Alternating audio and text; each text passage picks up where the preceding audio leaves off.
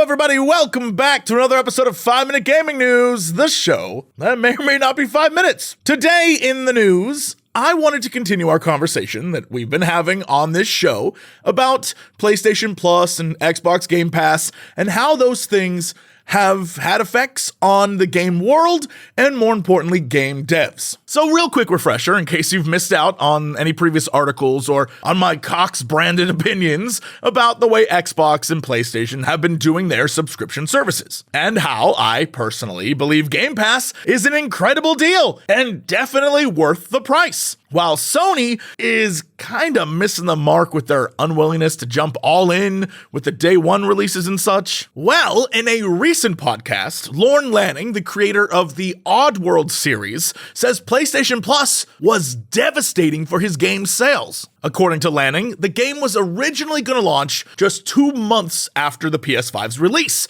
and so they expected downloads of something like 50,000 to 100,000. But due to delays with COVID, when the game was pushed back to April and put out on PlayStation Plus for free, it was downloaded over 4 million times. Lanning says he thinks the studio missed out on profits due to PlayStation Plus eating into potential sales. When asked about PlayStation Plus, he said it was kind of like a double-edged sword. It was needed to get the job done. And so people like games industry analyst Piers Harding Rolls on Twitter commented saying that it seems like he's saying the game probably wouldn't have been finished without PlayStation giving them the money and agreeing to put it on Plus. But tying it all back to the beginning, the real thing here that I think if you read between the lines a bit is it seems like he's saying that Sony didn't compensate them enough for the game versus the amount of downloads it had, which goes back to this whole weird way that Sony is running PlayStation Plus versus Xbox and why Xbox is out there touting all the things Game Pass has done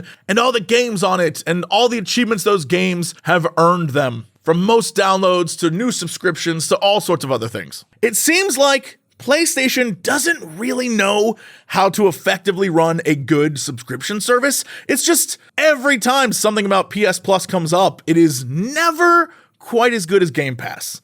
And this is just another example of another one of the problems over there. But I feel like this whole missing out on profits conversation that Lanning is having is kind of a misnomer, because I can safely say that had it not been on PS Plus, it would not have downloaded 4 million copies. That's just a fact. Because it was on there and it was free, people downloaded it. It doesn't mean that there were 4 million people out there really excited for Oddworld. It means that it was available and people saw it and it was free and they gave it a shot. I have done that countless times with games that I never would have looked at unless it had been on Game Pass or Plus. I don't know that you can safely say like, oh, we missed out on money, but it probably says a lot about what PlayStation paid them initially, and maybe they think they deserved more, and there probably should have been something written to a contract that was like, if we do more than 100,000 copies, maybe you can give us a little something? I don't know, but it definitely doesn't seem like they missed out on anything. Like, I don't see the world being suddenly re-obsessed with, the Oddworld franchise. It's kind of like when you see streamers complain about like, oh, there's this attractive woman and she's stealing all my views. Like, nah, dude, they were going to go watch those boobs, not you. They never cared about you. It's a fallacy.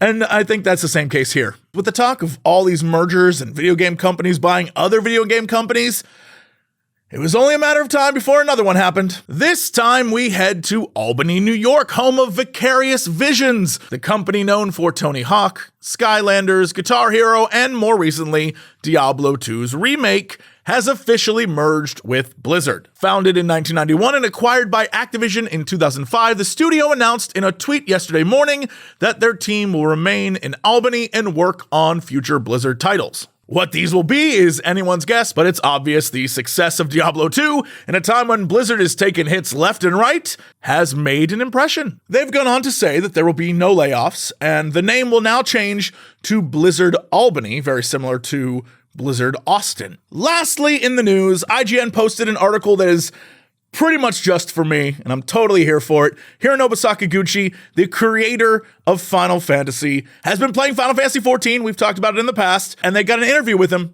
and it's just him gushing about a game I love. If you remember a few weeks back, there was a story about the creator of Final Fantasy, Sakaguchi himself, not just playing Final Fantasy XIV, but running up the auction house market with his custom-made Sakaguchi gear. So to say he was enjoying himself is an understatement. Turns out the man is a big MMORPG nerd, dating back to his days of EverQuest. The article is actually really great. It's super informative. I love the quotes about him discovering enemies in the game that are modeled after Yoshitaka Amano's drawings. He even goes on about how he loves how it feels like the old days, meeting fans and such. He even talks about how much he loves that it's basically a Final Fantasy theme park, which is exactly why I love it. When asked if he'd ever come back and join in production of 14, he said, "I'm having too much fun that I don't want to get involved with this production. I wouldn't want to learn any inside information either. Learning about the game in that way would mean that I couldn't enjoy it as a player. That knowledge would even change how I interact with users playing alongside me, right? I want them to have a certain sense of superiority when dealing with me." I love that this man just wants to play the game. It's pretty awesome to see. Speaking of pretty awesome, hey everyone over on patreon.com/Jesse Cox.